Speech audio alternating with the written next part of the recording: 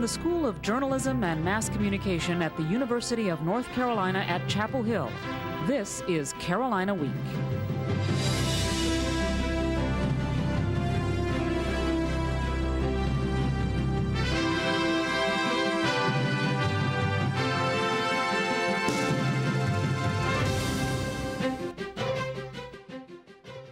Good evening. I'm Amanda Eiler. And I'm Amanda Yarusi. Thanks for joining us for the October 20th edition of Carolina Week.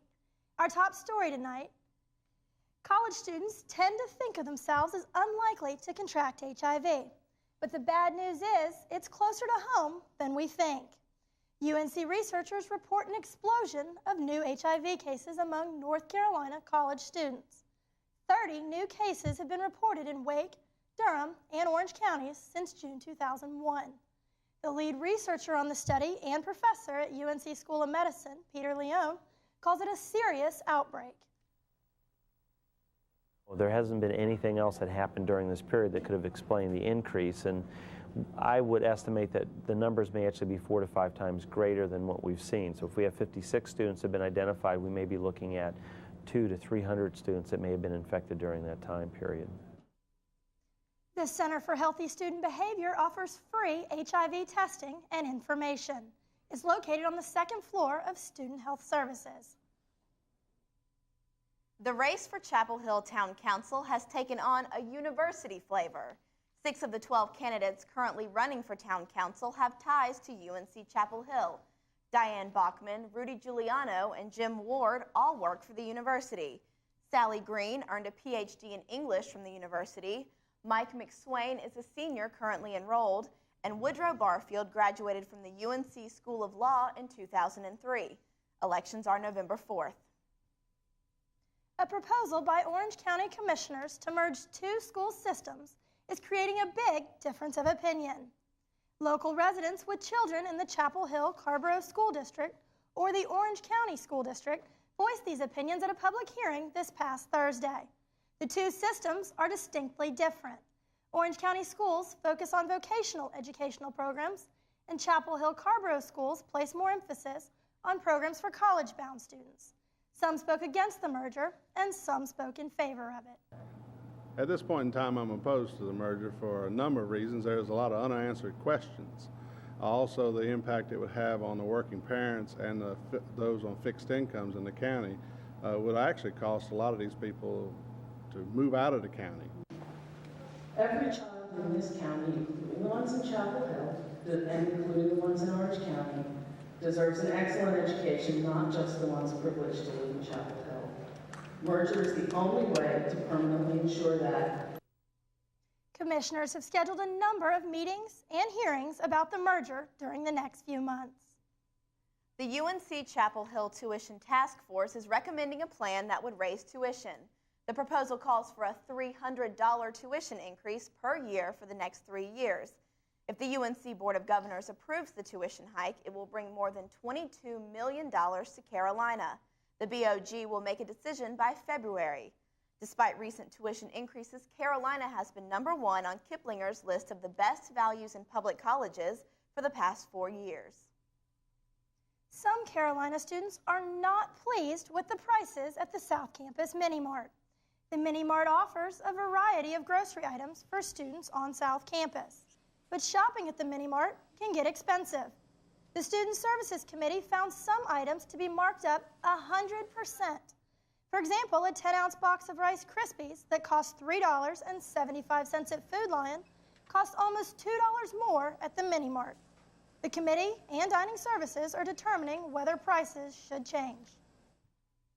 North Campus residents can speak out tonight about construction problems in the area. A month ago, we told you about maintenance problems in the newly renovated dorms, Alexander, Connor, and Winston. There's a forum Monday night from 7 to 8 in the Connor lobby concerning these same issues.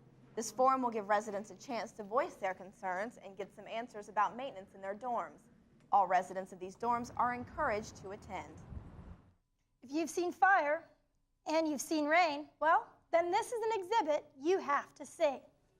Carolina on My Mind, an exhibit documenting the life of local music legend James Taylor, is currently on display at the Chapel Hill Museum. The exhibit features pictures, magazine covers, and a short documentary about the singer-songwriter. Also on display are several of his Tony Awards, including his Grammy for his 1997 album, Hourglass.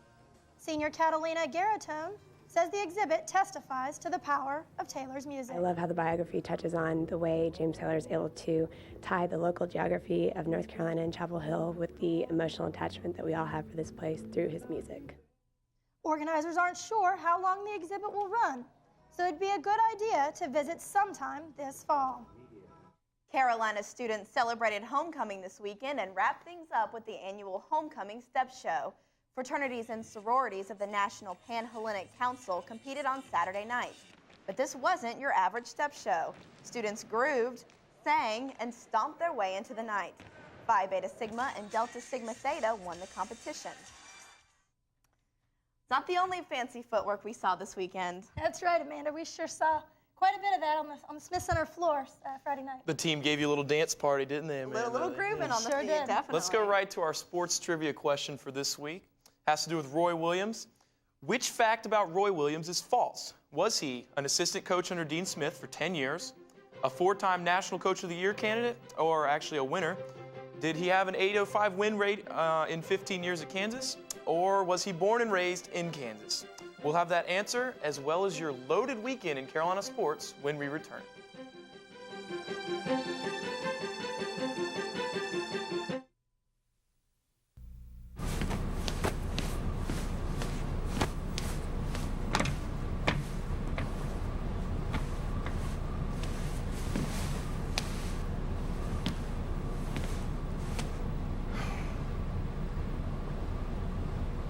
Imagine what America would be like today if Martin Luther King never had a dream.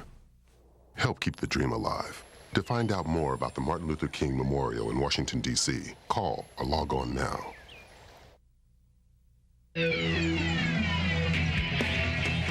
No lo notaría en el campo de batalla, pero cerca de la mitad de las Fuerzas Armadas son Guardia Nacional y reservistas. Sin embargo, no pueden servir a la nación sin el apoyo de sus empleadores. Si usted es un empleador, visite esgr.org y vea cómo puede hacer su parte. Después de todo, sus respuestas dependen de la suya.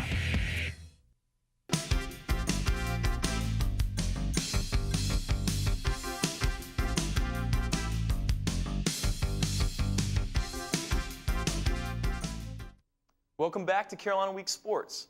We've been waiting for this since April.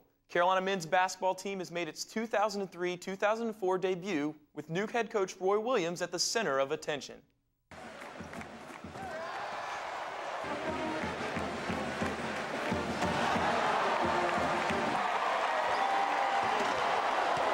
It's homecoming weekend here in Chapel Hill. A great homecoming, a special homecoming. Coach Roy Williams has finally come home to the Dean Smith Center. Joining him is fellow alum SportsCenter anchor Stuart Scott. Wherever you go in your life, for the next 10, 20, 30, 40, 50 years, this isn't just about I went to North Carolina a long time ago. This is about who you are. Well, if who we are is Carolina basketball, then things are looking pretty special here in Chapel Hill. Following a long-standing ovation that obviously touched Roy Williams, he and his players showed their excitement about the upcoming season, and they did it with style. With their fancy feet, the Heels hope to run away with a breakout season this year. Stuart Scott thinks that Roy Williams is just the man to help seal the deal for the Heels. The most important thing about Roy was what I felt when he walked out in the court. It wasn't the loudness of the cheers, it was the way the building rocked. I've never heard the Dean Dome rock like that. I used to hear Carmichael rock like that. The whole place was literally moving for a coach. He's not just any coach, he's our coach. Reporting from the Dean Dome in Chapel Hill, I'm Luke Notestein, Carolina Week Sports. For all you hungry basketball fans, the first ticket distribution is November 1st for Wake Forest, Miami, and the Georgia Tech home games. The excitement of homecoming weekend was tempered by news of the passing of a Tar Heel great.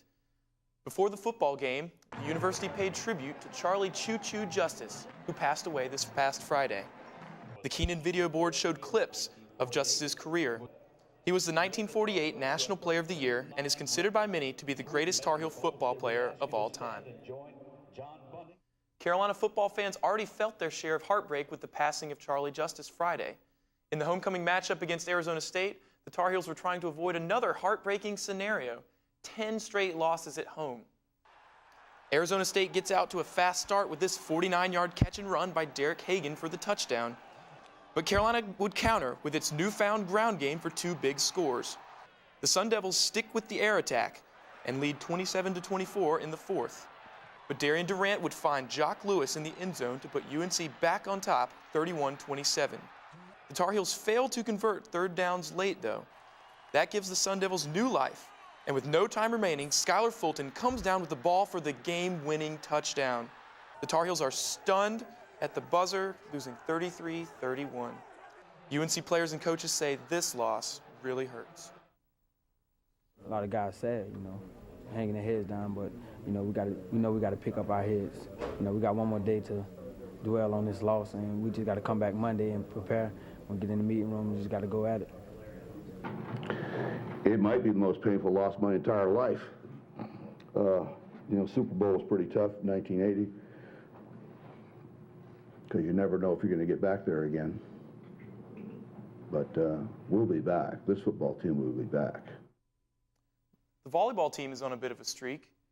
More than 16,000 fans filled the Smith Center for the volleyball team's pre-Midnight Madness matchup against the Blue Devils.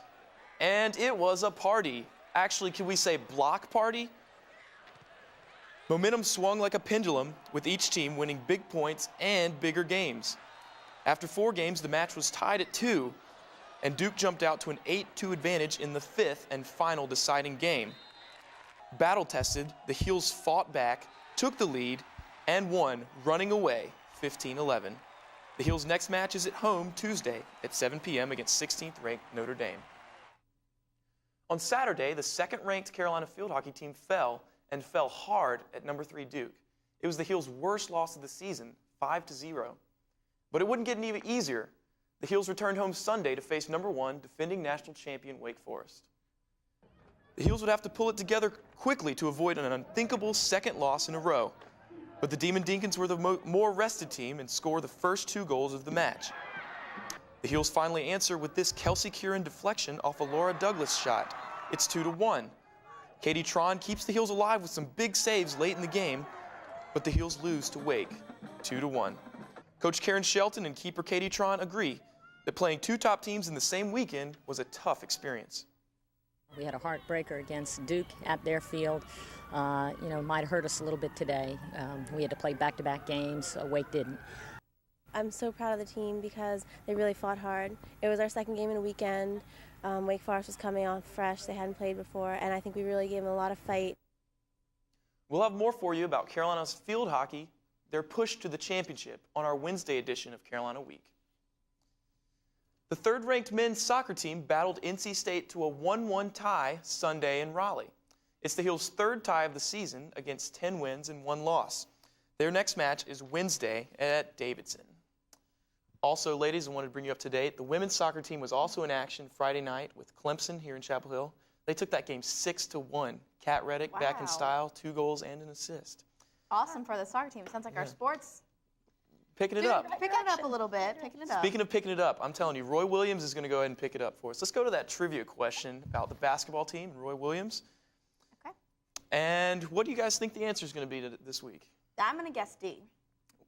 Born and raised in Kansas? That's true. That is false because Roy Williams is Tar Heel born, Tar Heel bred, straight out of Asheville. So. Which is right near me. I live in Hendersonville. Nice.